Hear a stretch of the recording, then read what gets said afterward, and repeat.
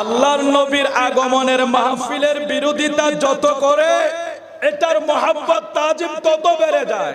আমি বলবো ইন্টারনেটের যুগ তো, ঝগড়াঝাটি আমরা করতে চাই না। আপনারা নেটে চার্জ দেন, হয়তো আপনি ফতুয়া দিয়া বাংলাদেশটাকে লাঠি দিয়া আঘাত কইরা বন্ধ করে দিবেন, কিন্তু দেখেন ইরানে, ইরাকে, ফিলিস্তিন, সিরিয়ায়, আমেরিকা, লন্ডন, জাপান, এমন এমন রাষ্ট্রে মিলাদুন নবীর জুলুস হয় যে রাষ্ট্র আমরা চিনিও না, মিলাদুন নবীর জুলুসের কারণে এরা গোটা বিশ্বে পরিচিত।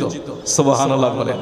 তো এক বাংলাদেশেরটা বন্ধ কইরা কোনো লাভ আছে? 152 দেশে মিলাদুন নবীর জুলুস হচ্ছে। জোরে বলি আল্লাহু আকবার, আরো জোরে বলি আল্লাহু আকবার।